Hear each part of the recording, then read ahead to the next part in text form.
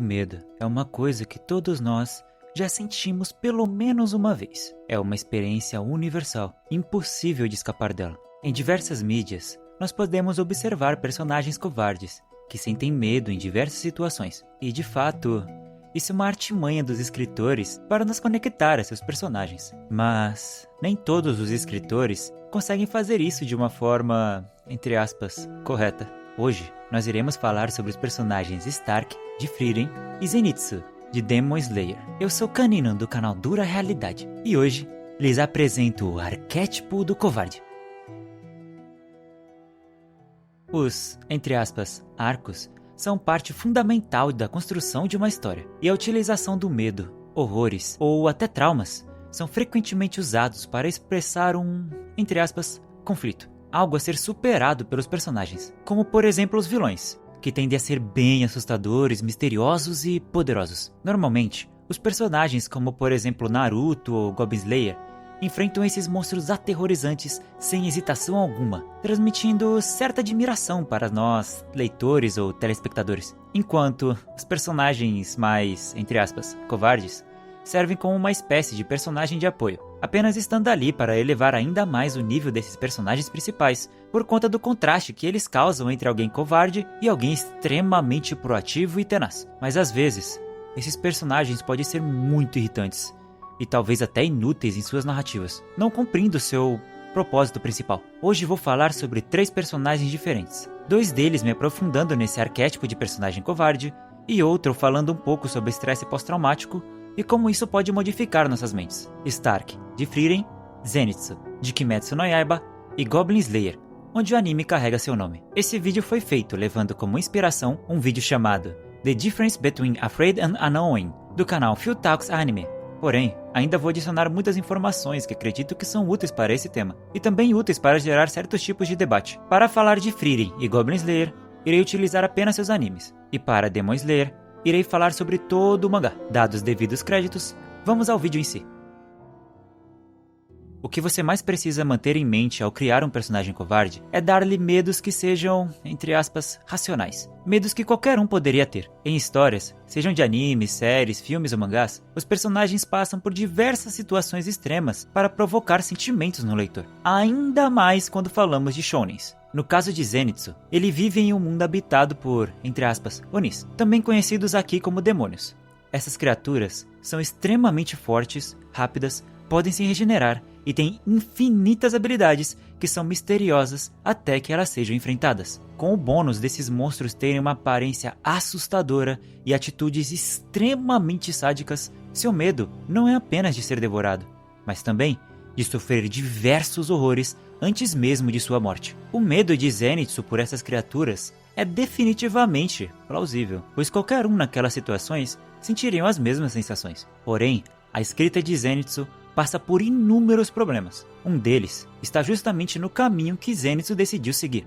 Zenitsu tem medo desses demônios, desejando se afastar deles, e seu objetivo de vida sempre foi viver uma vida tranquila, com uma esposa ao seu lado. Mas seu caminho para chegar nesse fim foi se tornar um caçador de demônios, que é extremamente contraditório por si só. Ele poderia ser qualquer outra coisa em sua vida, mas escolheu justamente esse caminho. Isso não seria necessariamente um problema, caso a série apontasse para nós leitores um motivo em especial para que ele decidisse fazer isso. Coisa que ela até tenta fazer nos últimos capítulos do mangá, mas não irei falar disso agora, por não ser tão relevante nesse momento da explicação. Durante praticamente toda a história de Demon Slayer, nós podemos ver como Zenitsu é extremamente capaz de derrotar todos os demônios que aparecem em sua frente. Podemos ver cenas muito empolgantes dele tirando sua espada da bainha e derrotando seus inimigos com um único golpe exageradamente estiloso, o que gera de fato uma empolgação.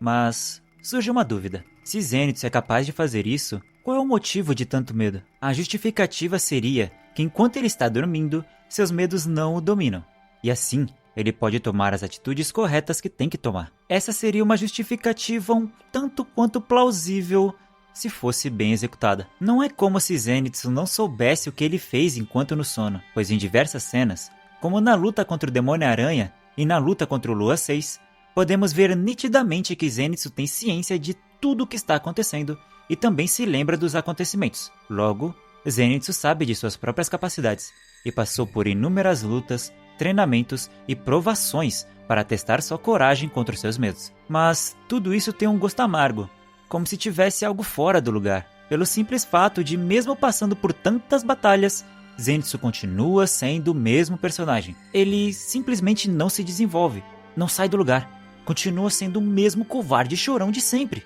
A única vez que realmente conseguimos ver Zenitsu provando seu valor no anime foi no início do anime, quando ele defende a caixa de Nezuko, a pedido de Tanjiro. Nesse momento, Zenitsu recebe vários golpes de Inosuke, e mesmo morrendo de medo e sendo extremamente machucado, ainda assim, Zenitsu não parou de defender aquela caixa, com a justificativa de estar, entre aspas, defendendo algo importante para Tanjiro. Mas logo em sequência, Zenitsu volta para estaca zero, como se aquela cena não tivesse peso narrativo algum, ou relevância alguma. Zenitsu passa ao leitor uma sensação de revolta, irritação e desconforto. Muitos tentam defender essa escrita de personagem dizendo, entre aspas, o Zenitsu é um personagem realista. E muitos tentam argumentar dizendo, nós não vemos ficções por serem realistas, nós vemos por serem divertidas. O empresário e desenvolvedor de games chamado Gabe Newell chega a comentar sobre isso. Ele diz que não joga games por conta de seu realismo, e sim, joga games por conta de sua diversão. Where you'd be sitting in a design review and somebody say that's not realistic, and you're like, okay, what does that have to, like, explain to me why that's interesting, because in the real world I have to write up lists of stuff I have to go to the grocery store to buy. And I've never thought to myself that realism is fun. I go play games to have fun. And so we had to come up with some notion of what fun was. We knew it was an ad hoc definition, and it was the degrees to which the game recognizes and responded to the player's choices and actions, right? You know, in behavioral science, you would say we were explicitly talking about what were reinforcers and what the reinforcement schedules were, right? At that point in time, that was a useful way of making design decisions.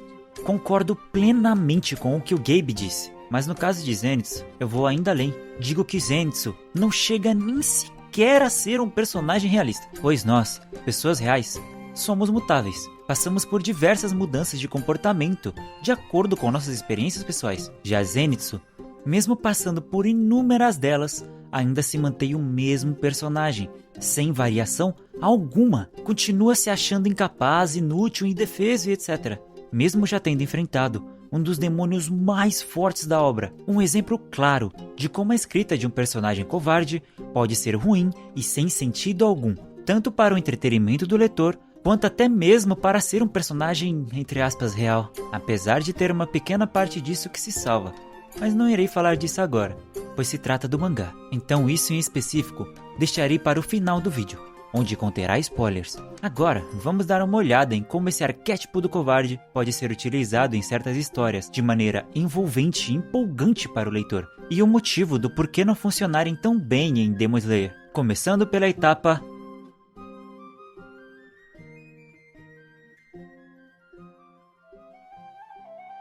Em muitas histórias, podemos ver personagens tendo que bater de frente com seus medos, traumas e frustrações, para superar seus conflitos internos e superar seus conflitos externos. Esse enfrentamento faz parte crucial de como esses personagens podem se desenvolver, crescer e evoluir. Quando um personagem enfrenta seu medo, isso pode expressar um amadurecimento de si mesmo. E essa é a parte mais importante que diferencia uma boa e uma má escrita de personagem, mostrando um grande desenvolvimento de como o medo impacta em nós mesmos e não de fato apenas o medo em si. Expressar medo é uma forma de nos deixar engajados em descobrir como o personagem irá reagir a esse sentimento, e não apenas saber que o sentimento está ali presente, como no caso de Stark. Ele utiliza de seu medo como uma ferramenta para que ele continue a evoluir, crescer e caminhar para frente, enquanto Zenitsu faz o completo oposto. Zenitsu nunca toma de fato uma atitude. Ele nunca de fato é proativo ou até mesmo demonstra os valores desse sentimento, com exceção da cena da caixa e mais uma que falarei depois. Durante o anime de Frieren, o personagem Aizen diz a seguinte frase: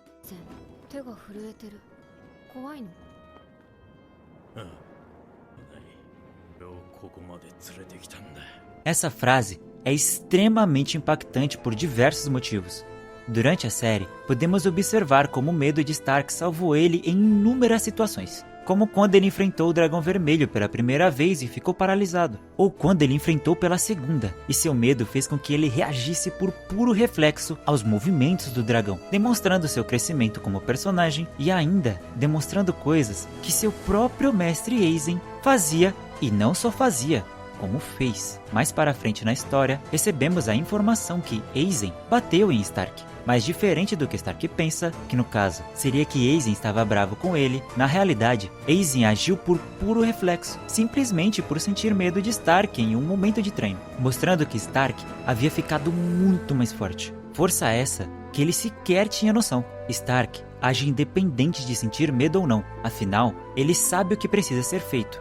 Ele deseja ajudar e proteger as outras pessoas. Então, independente de seu medo, ele toma as devidas atitudes. E isso ainda demonstra para nós leitores que sentir medo não é necessariamente ruim, e sim uma ferramenta muito útil em diversas situações.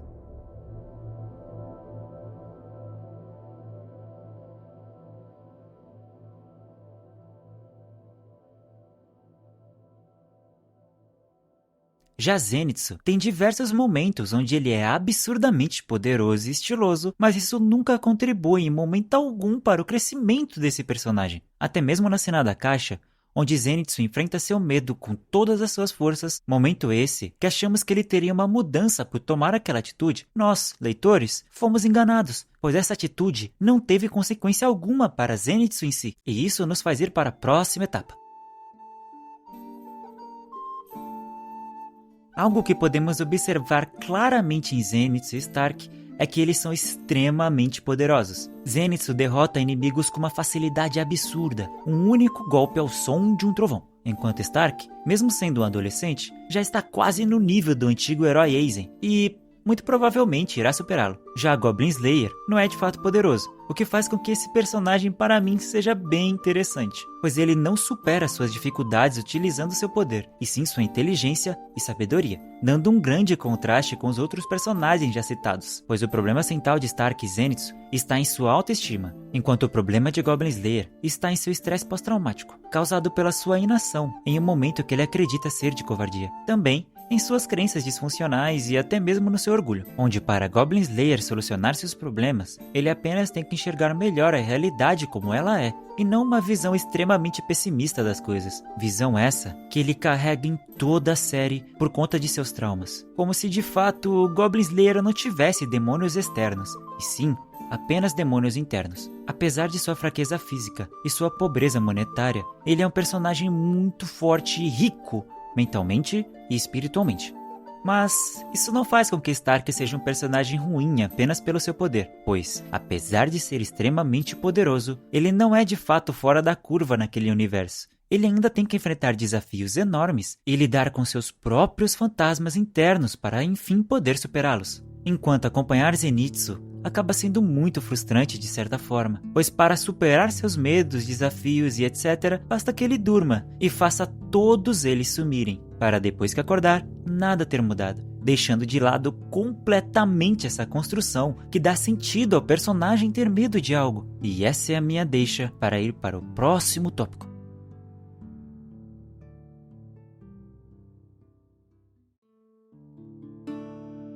Para solucionar os problemas de personagens poderosos e covardes, eles devem seguir em uma jornada de autoconhecimento. Eles têm que passar por provações, onde o seu, entre aspas, eu é posto à prova para si mesmo, para que eles compreendam seu valor e ajam de acordo com suas capacidades reais. E por conta disso, esse tipo de personagem continua se mantendo medroso por bastante tempo, pois isso faz parte de como esse personagem pode se desenvolver até realizar o seu papel de fato. Pois os conflitos deles tendem a ser majoritariamente conflitos internos, onde eles não enxergam suas próprias capacidades e são consumidos por baixa autoestima. De fato, a saga desses personagens não está em derrotar um grande vilão, e sim superar a si mesmo. Quando falamos da jornada de Stark, podemos observar claramente seu crescimento, apesar da permanência de sua covardia. Stark, na primeira vez que enfrenta o Dragão Vermelho, fica completamente paralisado por conta de seu medo, sem conseguir tomar atitude alguma, o que faz muitos pensarem que o dragão foi embora por pena ou desgosto, quando na realidade o dragão foi embora por reconhecer a força de Stark, reconhecer que lutar contra aquele garoto ia ser um esforço enorme que ele não estava disposto a passar. Já na segunda vez, ao ser confrontado por Frieren e Fern, Stark toma a atitude de enfrentar esse dragão e solucionar o problema daquela vila de fato. Frieren mente para Stark, dizendo que irá ajudá-lo na luta. Porém, Frieren já sabia que Stark tinha total capacidade de derrotar o dragão sozinho e só precisava de um empurrão. Stark, acreditando que Frieren iria ajudá-lo, toma mais coragem para enfrentar o dragão, ainda morrendo de medo. Mas, independente disso, age corajosamente para batalhar contra o monstro e dar a oportunidade que Frieren precisava para finalizá-lo. Quando menos se dá conta, Stark já havia derrotado o dragão, mesmo sem nem ao menos perceber, com Frieren dizendo que já sabia o resultado daquela luta. Um pouco mais adiante na história, Stark enfrenta um demônio chamado Lynne, demônio esse que consegue copiar as técnicas de seu mestre Aizen. Stark sabia que esse demônio era mais forte que ele, sabia que as técnicas de seu mestre eram muito mais refinadas, mas ainda assim tinha noção de seu dever, segurar aquele demônio por tempo suficiente para que Frieren pudesse derrotar o inimigo principal. Tendo noção de seu dever maior de proteger suas companheiras, não só Frieren, como também Fern, Stark toma coragem para enfrentar o demônio. E, ironicamente, Stark vence essa luta não por ser o mais forte ou por ser o mais rápido, mas sim apenas por ser o mais corajoso, mostrando para nós telespectadores um crescimento absurdo desse personagem. De fato, uma cena muito emocionante.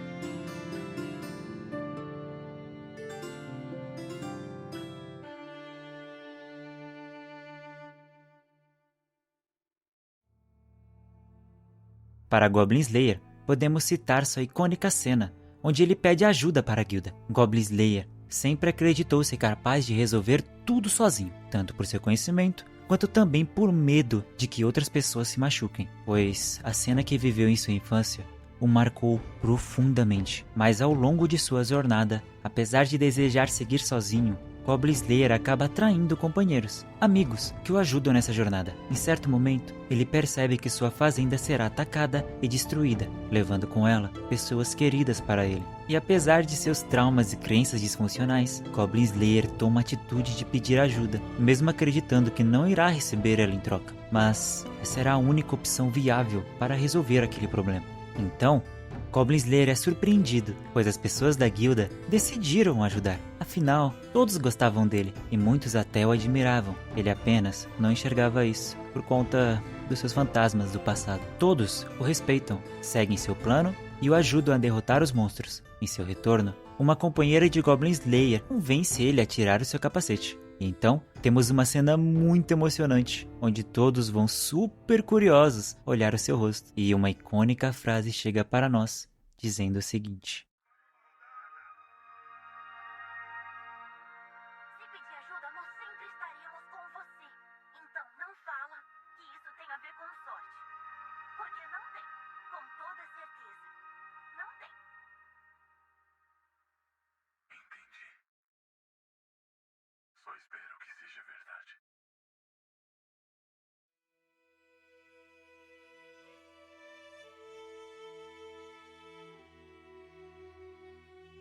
E enquanto isso, quando vamos falar de Zenitsu, suas ações ou suas batalhas não tem consequência alguma. É um loop em enfrentar um inimigo, derrotá-lo, ir para outro mais forte, derrotá-lo e ficar nisso infinitamente, sem mostrar mudança ou consequência alguma nesse personagem. Muitas pessoas, em parte eu inclusive, debatem e apontam esses problemas gravíssimos na escrita de personagens de Zenitsu, onde não parece de fato que estamos vendo uma história, e sim pequenas tirinhas isoladas, onde uma não interfere na outra. Parece que Zenitsu não é de fato um personagem que tem sentimentos, personalidades ou até mesmo a capacidade de se desenvolver. Parece que Zenitsu é apenas o sentimento de covardia em si, e que quando esse sentimento não é mais útil para alívio cômico, como por exemplo em cenas mais sérias, é simples, apenas faz com que ele durma, e problema resolvido. Zenitsu nunca de fato enfrenta seus medos, seus traumas ou seus demônios. Ele apenas se torna outro além de Zenitsu, e depois volta a ser ele mesmo. Apesar de se recordar dos acontecimentos em certos momentos na obra, ainda assim, isso não faz diferença alguma. Até mesmo no arco de treino, quando Zenitsu percebe que pode se concentrar em sua audição, pois era nisso que ele era bom. Ainda assim, não teve muita mudança no personagem, não teve mudanças em suas atitudes. Isso é um exemplo claro de uma escrita podre de personagem, pois toda a história, não só a história, como roteiro, redação ou o que seja, passam por essas etapas. Apresentação do problema, desenrolar do problema, solução do problema e conclusão. Pelo menos essas, no mínimo essas. Já Zenitsu parece que nunca sai de um intermédio entre a primeira e a segunda etapa, nem sequer chegando na segunda. Quando comparamos Zenitsu com personagens como Stark ou até mesmo Goblin Slayer, podemos ver claramente como Zenitsu tem uma escrita medíocre de personagem, pois Stark e Slayer demonstram seu crescimento, seu aprendizado, seu desenvolvimento, e mesmo que isso demore, todo conflito gera uma consequência para esses personagens. Todo conflito gera um resultado, enquanto para Zenitsu nada acontece.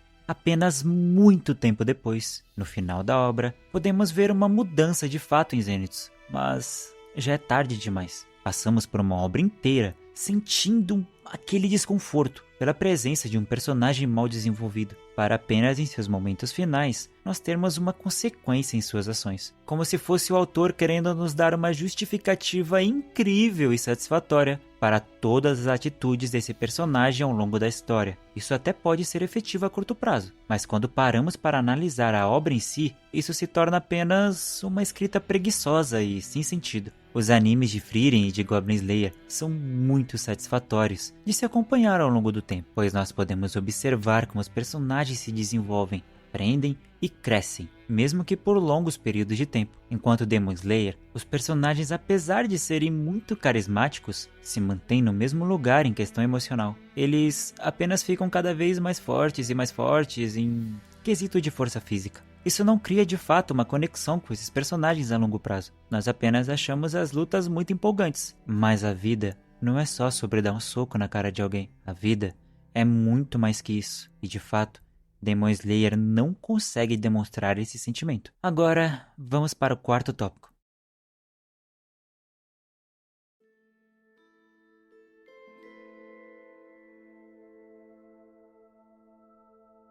Simplesmente não dá para entender o motivo do porquê Zenitsu continua sendo um caçador, já que isso não ajuda ele a se desenvolver como personagem. Todos os heróis seguem uma jornada por um propósito. Stark sempre está em situações onde ele não pode abandonar seus companheiros, onde para defender todos, ele enfrenta seu medo, que no fim é seu maior inimigo, além de ter uma motivação mais introspectiva, que seria sua vontade de contar suas aventuras para seu mestre, como forma de retribuir o que lhe foi dado. Mas qual é o motivo do Zenitsu continuar sendo um caçador? Apenas vai embora. Vai fazer outra coisa. Em cenas onde ele realmente precisa proteger alguém é justificável, mas qual é a razão dele permanecer nessa jornada? Se ele queria ajudar os seus amigos, seria mais fácil ele procurar outras formas de ajudá-los, como por exemplo, ser um treinador, um ferreiro ou qualquer outra coisa, mesmo que ele não fosse tão bom nisso. Se ele tem tanto medo assim de demônios, por que ele continua? O autor tem que mostrar para nós leitores o motivo do porquê o personagem está fazendo isso. Senão, tudo fica apenas muito superficial e confuso. Dar um motivo pela qual o personagem enfrenta seu medo é essencial, pois enfrentar seu medo é um desafio absoluto para cada um de nós. E definitivamente não é qualquer coisa que vai fazer com que nós tomemos essa atitude. Algo muito difícil de fazer precisa de uma justificativa tão grande quanto para que tenhamos vontade de fazê-lo. Parece que a justificativa de Zenitsu é apenas carência, apenas por gostar de Tanjiro. Isso passa a sensação de que seu medo é insignificante e suas reações são desproporcionais. E digo isso, pois esse é o motivo de amarmos Stark, e para quem leu ou assistiu, amar Goblin Slayer. Isso gera até certa revolta, porque parece que Zenitsu é uma ofensa, ou até uma paródia para essas atitudes de heroísmo desses outros personagens. Agora, vamos à última e mais importante parte desse vídeo.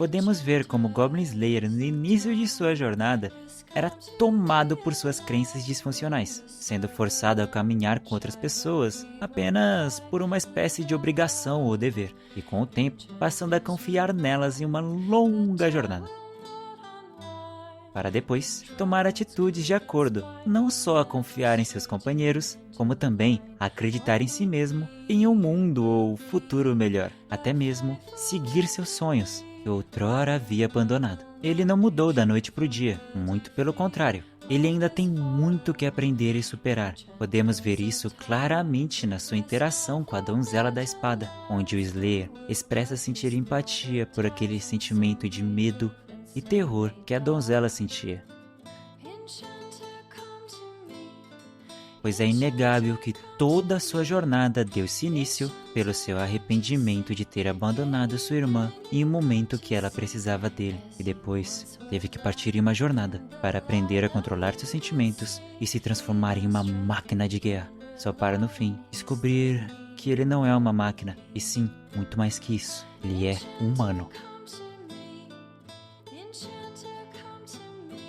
Stark segue uma base similar. Durante toda a história, esse personagem vai enfrentando diversas batalhas e aos poucos começa a superar seus medos. Ele não muda em um piscar de olhos apenas por ter enfrentado o inimigo, e sim, ele muda gradualmente, se esforçando e tomando atitudes, entre aspas, corretas, todo dia, e aos poucos, aprendendo a controlar melhor sua fraqueza, utilizando, ironicamente, ela como uma vantagem no futuro. Ambos esses personagens enfrentam seus fantasmas por uma necessidade, para proteger as pessoas de um mal maior, uma atitude nobre, uma atitude heróica, digna de uma jornada tão heróica quanto. Goblin Slayer e Stark cresceram como personagens, tomando atitudes proativas, não apenas sendo passivos e esperando as coisas acontecerem, enquanto Zenitsu não toma atitude alguma para demonstrar seu crescimento, além da cena da caixa. E agora é um alerta extremo de spoiler. Caso você não queira ter spoilers do mangá de Demon Slayer,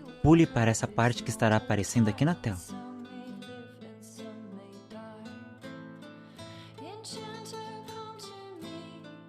Também temos que mencionar a cena da carta de Zenitsu, onde podemos ver finalmente algum crescimento. Porém, é um crescimento artificial, é um crescimento por uma razão rasa. Zenitsu lê a carta de seu mestre, descobrindo que ele se suicidou depois que um de seus alunos se tornou um Oni por vontade própria. Então, Zenitsu parte para cima desse aluno apenas com um sentimento de vingança, e de uma hora para outra, ele deixa de ser um covarde e se torna uma espécie de John Wick, cara fechada, e simplesmente vai pra cima, super badass. Isso não faz com que nós, leitores, nos identifiquemos com esse personagem. Isso não é um crescimento real, é um crescimento artificial, onde a autora simplesmente jogou uma cena emocionante na nossa cara e pediu para que engolíssemos. A curto prazo, isso é muito efetivo, mas ao longo de toda a história do mangá, e também, até mesmo a longo prazo, quando passamos a analisar a obra com mais calma, isso parece apenas uma estratégia preguiçosa para dar razão a uma péssima escrita de personagem. Personagem esse que não se desenvolveu ao longo de praticamente toda a obra. Esse é o motivo pela qual eu vejo Zenitsu de uma forma tão decepcionante, pois na primeira temporada ele nos é apresentado como personagem com um potencial gigantesco. E no fim, esse potencial é totalmente descartado, e o personagem é deixado de lado apenas como um alívio cômico. Me chateia ver personagens como Zenitsu. Personagens esses que têm tanto potencial, mas que por sua escrita de personagem acaba sendo tudo jogado fora. Escrita essa que parece mais que estamos acompanhando personagens sem sentimento e sem desenvolvimento, como se fossem apenas fotos paradas no tempo, um frame parado, estático, de um único instante, como se o personagem fosse incapaz de ir para um próximo dia, porque é isso que faz o arquétipo de personagem covarde ser tão impactante, pois ele mostra como esses personagens enfrentam seus medos e conseguem evoluir como, entre aspas, pessoas. Eu amo a forma como Goblin Slayer e como Stark foram desenvolvidos, enfrentando seus fantasmas e seguindo em uma jornada extremamente envolvente, onde nos conectamos de corpo e alma com esses personagens, especialmente no fato de como Stark consegue ser um personagem de suporte, mas muitas vezes sendo um personagem principal em certos momentos e arcos, como na vez que enfrentou o Dragão Vermelho ou o demônio que copiou seu mestre. Apesar de seu medo extremo, ele ainda assim cumpriu seu dever, superando esse demônio apenas em sua pura coragem para tomar as atitudes necessárias para que fosse possível vencer aquela luta. E depois, quando descobrimos que Aizen não bateu em Stark por raiva, e sim por reflexo, foi simplesmente fantástico. Ou no caso de Goblin Slayer, onde apesar dele viver em um mundo repleto de monstros e desafios, seu maior oponente de fato está dentro de si mesmo. Pois apesar dele ser um homem extremamente capaz e admirado, ele ainda assim tem como principal empecilho os fantasmas em sua mente, que o afrontam constantemente. Porém, ironicamente, esses mesmos fantasmas também o dão força. Esse arquétipo é muito difícil de ser feito, mas se for feito de forma correta, pode gerar histórias inesquecíveis, com personagens extremamente memoráveis e admiráveis, que podem ser usados como inspiração para que pessoas reais superem seus próprios desafios internos. E esse é um motivo do porquê eu amo tanto esse tipo de personagem, pois eles representam o que temos de mais verdadeiro dentro de nós mesmos, nossos sentimentos e nossas relações.